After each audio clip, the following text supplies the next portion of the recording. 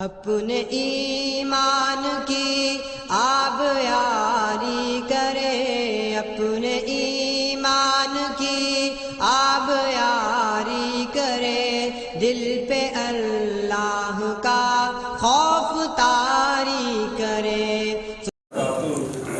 یا رب لک الحمد کما ينبغي لجلال وجهك وعظیم سلطانک، واشهد ان لا الہ الا اللہ واشهد ان محمدا عبده ورسولہ صلی اللہ علیہ وسلم، اما بعد فاعوذ باللہ السمیع العلیم من الشیطان الرجیم من ہمزہ ونفخہ ونفثہ، بسم اللہ الرحمن الرحیم۔ کل کے سبق کے اندر اللہ رب العالمین نے روزوں کی فرضیت کے متعلق بات کی تھی۔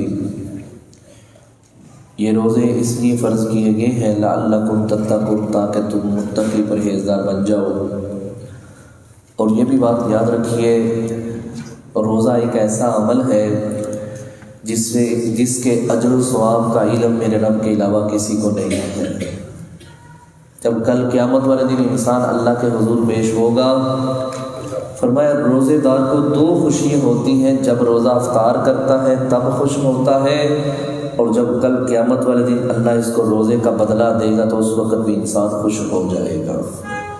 تو اللہ سے دعا کیجیے اللہ ہمیں بھی یہ رمضان مبارک کا جو مہینہ بابرکت آ رہا ہے، اللہ ہم سب کو اس رمضان مبارک سے زیادہ فائدہ اٹھانے کی توفیق عطا فرمائے، اور رمضان مبارک کے مکمل روزے رکھنے کی اللہ ہم سب کو سعادت نصیب فرمائے۔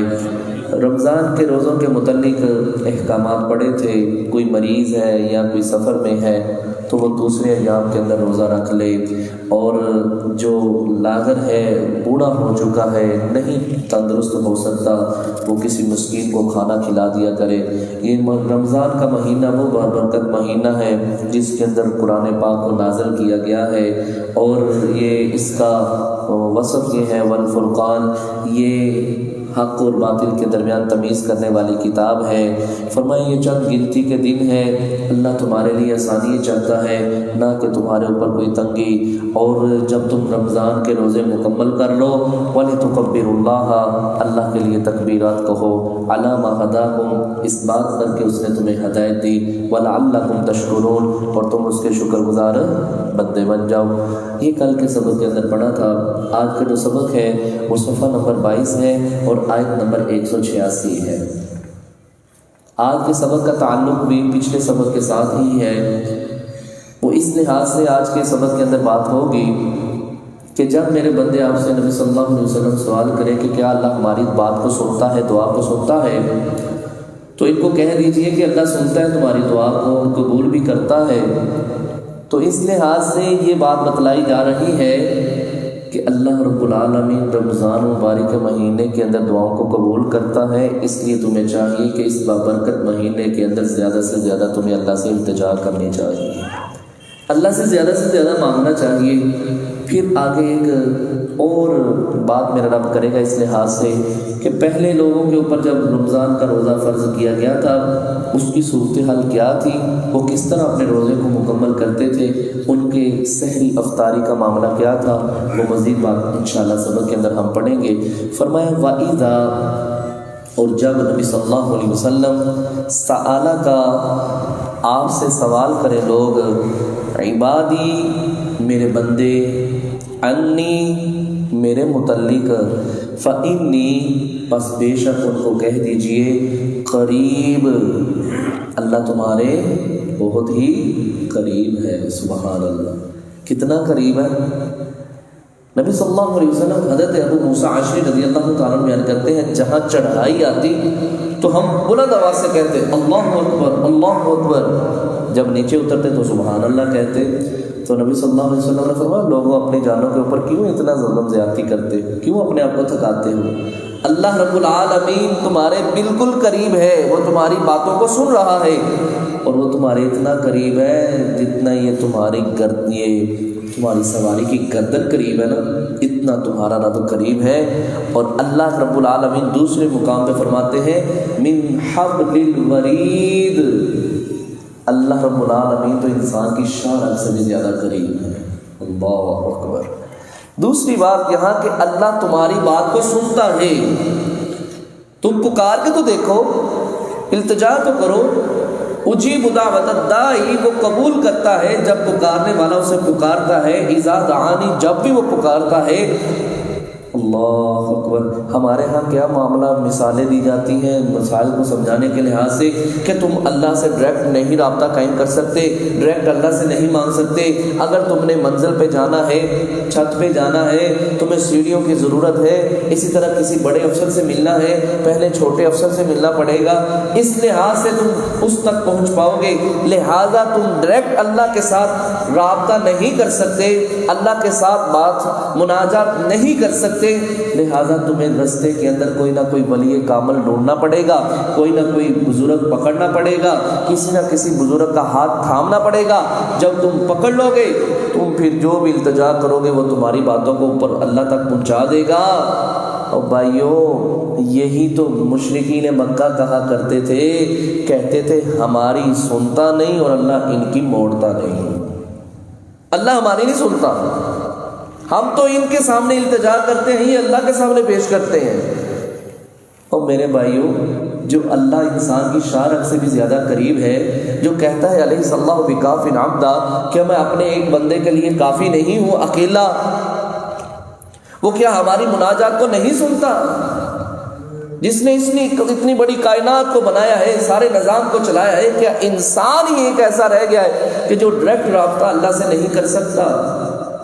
اس لیے بھائیو، یہ باطل بات ہے، یہ کوئی اس کی حقیقت نہیں ہے کہ اللہ رب العالمین تمہاری نہیں سنتا، فلاں کی سنتا ہے۔ اللہ کہتا ہے میں ہر ایک کی سنتا ہوں، کوئی بھی مجھے پکارے، دن کے وقت پکارے تب بھی، رات کے وقت پکارے تب بھی، خوشی کے اندر پکارے تب بھی، غمی کے اندر پکارے تب بھی، میں کسی حالت میں بھی اس کی دعا کو رد نہیں کرتا۔ نبی مکرم صلی اللہ علیہ وسلم کی حدیث ہے، جو انسان اس حالت میں دعا کرے اللہ سے، نہ اس کے اندر گناہ ہو، نہ قطع تعلقی کا کوئی معاملہ ہو، اللہ سے دعا کرے، اللہ اس کی 3 حالتوں کے اندر دعا کو قبول کرتا ہے۔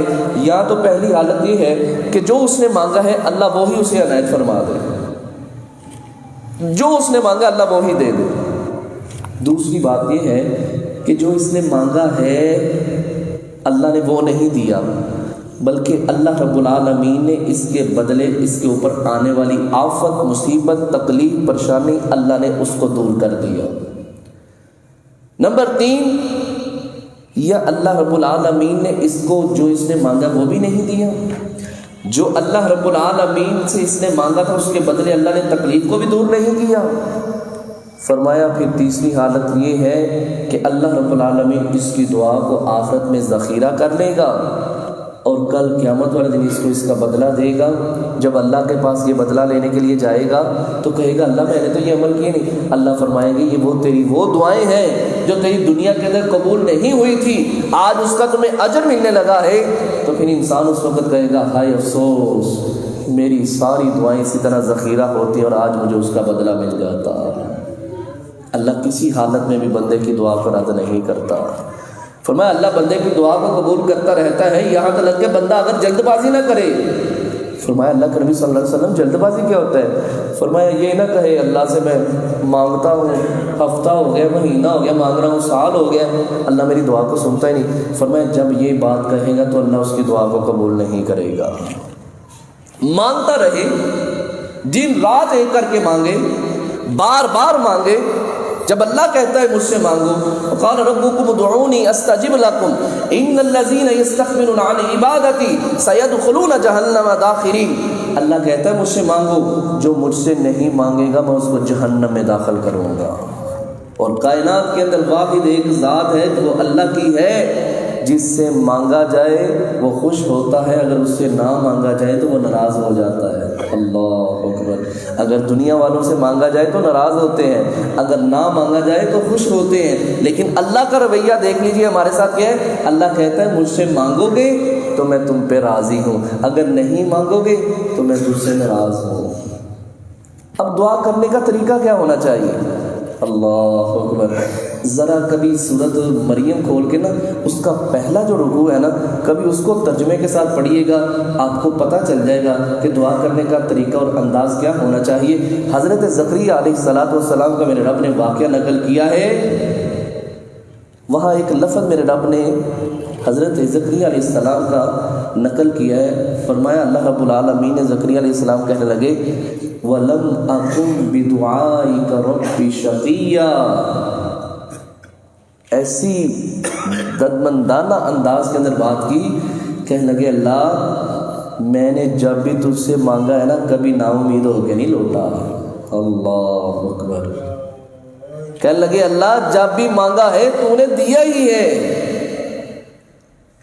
تو کیا کہتے ہیں یاری سونی و یاری سونی نالی یعقوب، اللہ بیٹا چاہیے جو میرا بھی وارث ہو، آل یعقوب کا بھی وارث ہو۔ اللہ اکبر، ابھی نماز کے اندر ہی کھڑے تھے کہ اللہ کی طرف سے اعلان کرنے والا فرشتہ آ گیا، یا زکریا انا نبشرک بغلام اسمہ یحییٰ لم نجعل لہ من قبل سمیٰ، اے زکریا علیہ السلام ہم تمہیں خوشخبری دیتے ہیں اللہ تمہیں بیٹا دے گا یحییٰ علیہ السلام نبی ہوگا، سردار ہوگا، نیک صالح ہوگا، اور سب سے بڑی بات ہے کہ اس سے پہلے یحییٰ نام کا بندہ بھی نہیں کوئی گزرا۔ انداز ایسا ہونا چاہیے، دو ٹوک الفاظ کے اندر اللہ کے سامنے، اللہ تجھ سے لینا ہے، لے کے جانا ہے، تو خود کہتا ہے مجھ سے مانگو، اللہ تجھ سے مانگ رہے ہیں۔ زکریا علیہ السلام کیا کہتے ہیں اللہ میں نے جب بھی مانگا میں کبھی نا امید ہو کے نہیں لوٹا، اللہ مجھے تو ضرور عطا فرما۔ اللہ رب العالمین نے بیٹے کی خوشخبری عطا فرما دی۔ اس لیے میرے بھائیو خشوع خضوع کے ساتھ اپنا دھیان دعا کی طرف کرتے ہوئے، یہ نہیں دعا مانگ رہا ہے اوپر نیچے دیکھ رہا ہے اور دو ٹوک الفاظ کے اندر مانگے، یہ نہ کہے اللہ اگر تو چاہے تو دے دے، نہیں تو رہنے دے۔ اللہ کو کوئی مجبور نہیں کر سکتا، کوئی پوچھ نہیں سکتا، اللہ سے لازم مانگنا، اللہ میں نے لینا ہے تو دے مجھے، اللہ ضرور عطا فرمائے گا۔ اس لیے میرے بھائیوں دعا کرنے کا آداب میں سے ایک یہ بھی ہے کہ اللہ کی حمد و ثنا بیان کیجیے، پھر اس کے بعد درود شریف پڑھیے، پھر اس کے بعد اپنے گناہوں کا اقرار کیجیے، پھر اپنے گناہوں کا اقرار کرنے کے بعد اس کی معافی مانگیے، پھر اپنے لیے دعا کیجیے، صحت کے لیے، کاروبار کے لیے، پھر اپنے بھائی بہنوں کے لیے دعا کریں، اپنے عزیز و اقربا کے لیے دعا کریں، اللہ آپ کی دعا کو ضرور انشاءاللہ قبول فرمائے گا۔ تو ہم نے یہ کبھی اپنے ذہن کے اندر نہیں لانا اللہ میری نہیں سنے گا، فلاں کی سنے گا، اللہ کل کائنات کی سنتا ہے، ہر زبان کے اندر سنتا ہے، فارسی میں مانگے فارسی میں سنتا ہے، پنجابی میں مانگے پنجابی میں سنتا ہے، اردو میں مانگے اردو میں سنتا ہے، عربی ہو، اجمی ہو، بلوچی ہو، سندھی ہو، کوئی بھی زبان کے ساتھ تعلق رکھنے والا ہے، میرا رب اس کی دعا کو رد نہیں کرتا اور اس کی پکار کو سنتا بھی ہے اور اس کی پکار کو قبول بھی کرتا ہے۔ تو یہی بات میرا رب کہتا ہے دوبارہ سے، وَإِذَا سَأَلَكَ، جب بندے میرے آپ سے سوال کرتے ہیں نا انی میرے متعلق، تو کہہ دیجیے فَإِنِّي قریب، پس بے شک میں قریب ہوں، اجیب دعوت الداعی اذا دعان، جب وہ مجھے پکارنے والا پکارتا ہے نا تو میں اس کی پکار کو سنتا ہوں۔ اب بندوں کے اوپر کیا حکم ہے؟ اللہ کا کہتا ہے فَلْيَسْتَجِيبُوا، میں تو پکار کو سنتا ہوں نا، میں تو اپنا حق ادا کر رہا ہوں، اب بندوں کو بھی اپنا حق ادا کرنا چاہیے نا۔ فَلْيَسْتَجِيبُوا، بس چاہیے کہ وہ ماننے، لی میرا حکم، میں جو بھی حکم دیتا ہوں نا میرے حکم کو تسلیم کر لیں، خوشی ہے غمی ہے کسی بھی لحاظ سے، جو رب کی طرف سے آرڈر آ گیا، حکم آ گیا، لوگ خوش ہوتے ہیں نا خوش ہوتے ہیں، غمی خوشی کا معاملہ ہے۔ فَلْيَسْتَجِيبُوا لِي، لوگوں کو چاہیے کہ میری پکار کو سنیں اور میرے حکم کو مانتے ہوئے اس کے اوپر عمل پیرا ہوں۔ وَلْيُؤْمِنُوا بِي، ان کو چاہیے کہ میرے اوپر ایمان لے کے آئیں، لَعَلَّهُمْ يَرْشُدُونَ، تاکہ وہ فلاح پا جائے، کامیاب ہو جائے، ہدایت پا جائے۔ یہی ایک طریقہ ہے کہ جب وہ میرے حکم کو مانیں گے تو رائے راست پر ہی ہوں گے اور صراط مستقیم پر چلتے ہوئے انشاءاللہ وہ جنت کا بھی حصول پا لیں گے، یعنی جنت کو بھی حاصل کر لیں گے۔ اللہ ہم سب کو اس آیت پر عمل کرنے کی توفیق عطا فرمائے۔ آگے جو آیت آ رہی ہے یہ ایک ہی آیت ہے، کافی لمبی ہے. اس کے اندر اللہ رب العالمین ایک پیغام دے رہے ہیں. شروع اسلام کے اندر جب رمضان کے روزے فرض کیے گئے تھے نا، تو یوں اس طرح نہیں تھے جس طرح ہم روزے رکھ رہے ہیں. اس وقت معمول یہ تھا کہ صبح یعنی روزہ رکھا ہوا ہے، اب کوئی سو گیا ہے افطاری کے وقت، اب اس کو اٹھانا بھی نہیں، وہ سویا ہوا ہے. بعض رہتوں کے اندر یہ بھی آتا ہے، بہرحال مطلقاً بات کرتے ہیں وہ سو گیا. اب جیسے ہی عشاء کا وقت شروع ہو جائے گا، عشاء کی نماز کے بعد وہ نہ کھا سکتا ہے، نہ پی سکتا ہے، نہ ہی اپنی بیوی کے پاس جا سکتا ہے. کب تک؟ اس عشاء سے لے کے اگلے دن کی افطاری تک کچھ بھی نہیں کھا سکتا. قیس بن سمرہ رضی اللہ تعالیٰ عنہ گھر تشریف لائے، روزے کی حالت میں تھے، تو بیوی کو کہنے لگے کوئی ہے کھانے پینے کے لیے کوئی چیز؟ کہنے لگے کچھ نہیں. کہنے لگے میں چلو میں باہر سے پتہ کرتی ہوں، ہم سائے سے کوئی چیز لے کے آتی. تھکے ہوئے تھے کھیتوں کے اندر کام کر کر کے، تو ایسے لیٹے تھوڑی دیر، ان کی آنکھ لگ گئی اور سو گئے. ادھر سے افطاری کا وقت بھی گزر گیا. صبح فجر کی یہ عشاء کی نماز پڑھی، فجر کی نماز پڑھی، معمول کے مطابق اپنے کھیتوں کے اندر کام کرنے کے لیے چلے گئے. گرمی کا موسم تھا، تیز دھوپ تھی. کام کرتے کرتے ایک وقت ایسا بھی آیا کہ بے ہوش ہو کے گر پڑے. نبی مکرم صلی اللہ علیہ وسلم کو اطلاع دی. اللہ کے نبی صلی اللہ علیہ وسلم قیس اس رضی اللہ تعالیٰ کے ساتھ ایسا معاملہ ہوا ہے. اللہ رب العالمین نے رہتی دنیا تک کے لیے رخصت فرما دی، رخصت دے دی. اب تم کھا بھی سکتے ہو، پی بھی سکتے ہو، اپنی عورتوں کے قریب بھی جا سکتے ہو. اس لحاظ سے مزید بات سبق کے اندر پڑھتے ہیں. فرمایا احل لکم، حلال کر دی گئے تمہارے لیے، لیلۃ الصیام، روزے کی رات کو، الرفث، مباشرت کے لیے، بیوی کے ساتھ تعلقات قائم کرنے کے لیے تمہارے لیے رات جائز قرار دی ہے. اب کوئی مسئلہ نہیں، تم اپنی بیوی کے قریب رمضان کی راتوں کے اندر بھی جا سکتے ہو. الی نسائکم، اپنی عورتوں کے. ہن لباس لکم، وہ تمہارا لباس ہے. وانتم لباس لہن، اور تم ان کا لباس ہو. یعنی تم ایک دوسرے کی عزت ہو، ایک دوسرے کی عزت کا تمہیں دفاع کرنا چاہیے. علم اللہ، جان لیا ہے اللہ نے، انکم، بے شک تم، کنتم تھے، تختانون، خیانت کرتے تھے، انفسکم، اپنی جانوں.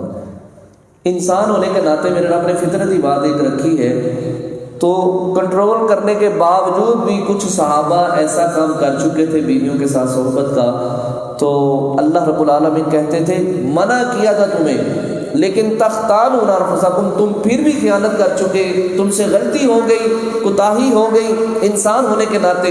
چلو جو ہونا تھا سو ہو گیا. فتاب علیکم، پس میرا رب ان کے اوپر متوجہ ہوا. وعفا عنکم، میرے رب نے ان کے گناہوں کو معاف کر دیا. اللہ نے کہا جو ہو گیا سو ہو گیا، میں نے پچھلے گناہوں کو معاف کر دیا. فالآن، پس اب، باشروہن، تم مباشرت کر سکتے ہو، اپنی بیویوں کے قریب جا سکتے ہو. وابتغوا، اور تم تلاش کرو، ما کتب اللہ لکم، جو اللہ نے تمہارے لیے لکھ دیا ہے. کیا لکھ دیا ہے؟ مثال کے طور پہ تم اپنی عورت سے تعلقات قائم کرو گے تو اللہ تمہیں اولاد عطا فرمائے گا. جو اللہ نے تمہارے ہاتھ میں لکھ دی ہے نا اولاد، تم اللہ سے دعا کرو اور کوشش کرو، اللہ تمہیں نیک اولاد عطا فرمائے گا. وَقُلُوا، اور کھاؤ، وَاشْرَبُوا، اور پیو. کب تک؟ حتیٰ، یہاں تک کہ یتبین، واضح ہو جائے، لکم الخیط الابیض، سفید داغا، من الخیط الاسود، سیاہ داغے سے. اللہ اکبر. سادہ لوگ تھے صحابہ اکرام رضوان اللہ اجمعین. اب ان کی سادگی کا انداز اس بات سے لگا لیجیے، جب اللہ نے یہ حکم نازل کیا نا تو نبی علیہ السلام نے صحابہ کو پڑھ کے سنایا نا. اللہ اکبر. تو عدی بن حاتم طائی رضی اللہ تعالیٰ عنہ کے کیا کام کیا؟ انہوں نے 2 داغے لیے، ایک سفید رنگ کا اور ایک سیاہ رنگ کا. انہوں نے ان 2 داغوں کو نا اپنے تکیے کے نیچے رکھ دیا. سوئے رہے جب بھی آنکھ کھلتی نا دونوں دھاگوں کو اٹھاتے اس طرح دیکھتے کوئی فرق تو ہے ہی نہیں، چلو رکھ دیا، پھر سو گئے۔ پھر تھوڑی دیر بعد ابھی فرق نہیں محسوس ہوا، کھانا کھانا شروع کر دیا۔ پھر دیکھا صبح نبی صلی اللہ علیہ وسلم کے پاس پیش ہو گئے، کہنے لگے اللہ کے نبی صلی اللہ علیہ وسلم میں تو ساری رات ہی دیکھتا رہا، سفید دھاگے کو بھی اور سیاہ کو بھی، دونوں کے اندر تو کوئی فرق محسوس ہوا نہیں۔ تو نبی صلی اللہ علیہ وسلم کہنے لگے اے اللہ کے بندے تیرا تو پھر تکیہ بہت بڑا ہوگا، تیرا تکیہ بہت بڑا ہوگا، اور میں نے اللہ کے بندے یہ نہیں کہا تھا، میں نے تو صبح صادق اور کاذب کی بات کی تھی، جو آسمان پر ایک لائن اللہ رب العالمین کی طرف سے لگ جاتی ہے، میں نے تو اس کی بات کی تھی۔ آپ اس بات سے اندازہ لگا لیں کتنے سادہ لوگ تھے، اللہ اکبر، کتنی سادگی تھی، پتہ ہی نہیں کہ اللہ کے نبی صلی اللہ علیہ وسلم نے کس انداز کے اندر بات کی ہے۔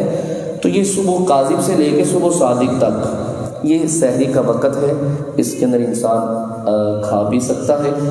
پھر اللہ رب العالمین نے واضح کر دیا، اگر تمہیں یہ دقت محسوس ہوئی ہے نا اس معاملے میں، سفید دھاگا سیاہ دھاگے سے واضح ہو جائے، تو اللہ نے کہا چلو اس بات کو چھوڑو، من الفجر کام ہی ختم کر دیا، فرمایا فجر تک تم کھا پی سکتے ہو، مغرب سے لے کے اگلے دن کی فجر تک تم کھاؤ پیو، جو تمہارا دل کرے کرو، حلال کاموں میں سے، فرمایا یہ تمہارے لیے آسانی کر دی گئی ہے۔ ثم اتموا الصیام، پھر تم یہاں ایک بات ضروری ذہن میں بٹھا لیجئے، ہمارے ہاں کیا ہوتا ہے، بعض لوگ رات ساری کھاتے پیتے رہتے ہیں، برگر شورما دیگر چیزیں کھاتے رہتے ہیں، جب صبح فجر کا وقت ہوتا ہے نا سحری کا، سوئے رہتے ہیں، تو رات بھی نیت کر لیتے ہیں چلو جی میرا روزہ ہے۔ میرے بھائی ایسا نہیں کرنا چاہیے، اگر ہمارے گھروں کے اندر بھی کوئی ایسا ہے تو اس نوجوان کو سمجھائیے، نبی مکرم صلی اللہ علیہ وسلم کی حدیث ہے تسحروا فإن فی السحور برکۃ، سحری کیا کرو کیونکہ سحری کے اندر میرے رب نے برکت رکھی ہے۔ نہیں دل ہے کھانے کو، نہیں طلب ہے، پیٹ کے اندر ذرہ برابر بھی جگہ نہیں ہے، اس کا کیا حل ہے، ایک گھونٹ پانی پی لیں، ایک گھونٹ پانی پی لیں، بس آدھی کھجور کھا لیں، ایک کھانے کا لقمہ لگا لیں، کھائیں ضرور۔ فرمایا ہمارے اور اہل کتاب کے روزوں کے اندر فرق کرنے والی چیز کون سی ہے، سحری ہے، سحری ضرور کرنی ہے۔ الحمدللہ ایک مہینے بعد ہمارا رمضان مبارک کا مہینہ آنے والا ہے انشاءاللہ، ببرکت مہینہ، اگر نہیں بھی طلب ہم نے تھوڑا سا کھانا ضرور کھانا ہے تاکہ ہمارے رزق کے اندر اللہ کی طرف سے برکت آ جائے۔ فرمایا فجر کے وقت تک تم کھا پی سکتے ہو۔ ثم اتموا الصیام، یہاں ایک اور بات، اب ایک بندہ سحری تو کھاتا ہے، گھنٹہ پہلے ہی کھا کے بیٹھ گیا، گھنٹہ پہلے ہی کھا کے بیٹھ گیا، نہیں، حضرت بلال رضی اللہ تعالیٰ عنہ اذان کہتے، نبی علیہ السلام نے فرمایا تم کھانا شروع کر دیا کرو۔ عبداللہ بن ام مکتوم جب اذان کہتے ہیں کھانا پینا بند کر دیا کرو۔ حضرت انس رضی اللہ تعالیٰ سے پوچھا گیا یہ سحری کا وقت کتنا تھا؟ فرمایا 50 آیات کے برابر، 50 آیتیں بندہ تلاوت کرے اس کا جو درانیہ بنتا ہے، فرمایا اتنے وقت کے اندر ہم سحری کھایا کرتے تھے۔ تو آخری وقت میں ہمیں سحری کھانی چاہیے، جب 10-15 منٹ رہ جائے نا اس وقت ہمیں کھانا کھانا شروع کرنا چاہیے، یہ نہیں کہ 2 گھنٹے پہلے ہی ہم سحری کھا کے فارغ ہو جائیں۔ فرمایا ثم اتموا الصیام، پھر تم پورا کرو روزے کو، الی اللیل، رات تک، رات سے مراد مغرب تک۔ فرمایا میری امت اس وقت تک خیر پر رہے گی جب تک وہ سحری افطاری کرنے کے اندر جلدی کرے گی۔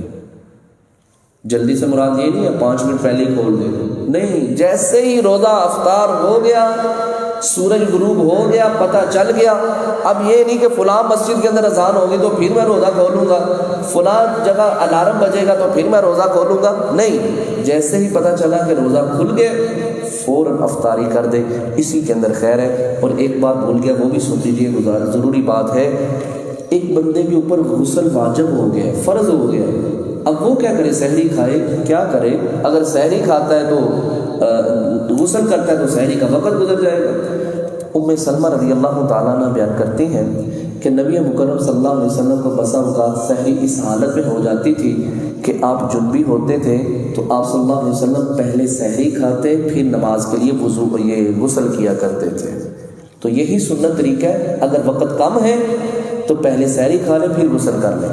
بہتر کیا ہے اگر ٹائم ہے پہلے غسل کریں اور پھر سحری کھائیں. یہ اللہ کی طرف سے نبی صلی اللہ علیہ وسلم کی طرف سے رخصت ہے. فرمایا آخری بات وَلَا تُبَاشِرُوهُنَّ، اور نہ تم مباشرت کرو، عورتوں کے قریب نہ جاؤ. کس حالت میں؟ وَأَنْتُمْ عَاكِفُونَ، اور تم اعتکاف کرنے والے ہو. فی المساجد، مسجد میں، مساجد کے اندر. جب اعتکاف کی حالت میں ہو تو تم نے قریب نہیں جانا اپنی عورتوں کے، اپنی عورتوں سے تعلقات قائم نہیں کرتے. وہ اب معاملہ ختم ہو گیا. دوسری ضروری گزارش یہ ہے، فی المساجد میں رب نے حکم دیا ہے کہ اعتکاف کرنا ہے تو مسجد کے اندر کرنا ہے. چاہے وہ مرد ہے چاہے وہ عورت ہے، چاہے وہ بڑی عمر کی ہے چاہے جوان عورت ہے، کسی بھی عالم میں ہے، اس نے اعتکاف کرنا ہے تو صرف مسجد کے اندر اعتکاف کر سکتی ہے. گھر کے اندر اس عورت کا اعتکاف نہیں ہوگا. اس لیے ہمارے ہاں یہ جو طریقہ کار چل پڑا ہے نا کہ عورتیں گھروں کے اندر اعتکاف کرتی ہیں، ایک جگہ کمرہ خاص کر لیا، وہاں پہ 2 چادریں لگا کے بیٹھ گئے. یہ طریقہ حدیث سے ثابت نہیں ہے. امہات المؤمنین رضی اللہ تعالی عنہم وہ جب اعتکاف کرتی تھی تو مسجد کے اندر کرتی تھی، مسجد نبوی کے اندر کیا کرتی تھی. حالانکہ ان کے اپنے حجرے تھے، لیکن اللہ کا حکم ہے فی المساجد، مسجد کے اندر اعتکاف کریں. تو یہ بھی سنت طریقہ یہ ہے کہ مسجد کے اندر عورت بیٹھے، مرد حضرات بھی مسجد کے اندر اعتکاف کریں، گھر کے اندر کسی کا اعتکاف نہیں ہوگا. فرمایا تلک حدود اللہ، یہ اللہ کی حدیں ہیں، یہ اللہ نے باؤنڈری لگائی ہے، اس باؤنڈری کو کراس نہیں کرنا. فلا تقربوها، ان حدوں کے قریب بھی نہیں جانا. جو قریب جائے گا وہ گناہ کا ارتکاب کر بیٹھے گا. کذالک، اسی طرح یبین اللہ، بیان کرتا ہے اللہ آیاتی ہی، اپنی آیتیں، للناس، لوگوں کے لیے، لعلہم یتقون، تاکہ وہ متقی پرہیزگار بن جائیں. تو یہ تھا میرے بھائی آج کا سبق، جس کے اندر دعا کرنے کے متعلق اور رمضان المبارک کے جو مہینے کے روزے ہیں ان کو کس طرح ہم نے مکمل کرنا ہے، کب اس کا ٹائم شروع ہوتا ہے اور کب اس کا ٹائم مکمل ہو جاتا ہے. اللہ سے دعا کیجئے اللہ رب العالمین ہماری زندگیوں کے اندر بار بار رمضان المبارک کے مہینے کو لائے اور ہمیں اس سے زیادہ استفادہ حاصل کرنے کی توفیق عطا فرمائے. سبحانک اللہم وبحمدک، اشہد ان لا الہ الا انت، استغفرک واتوب الیک.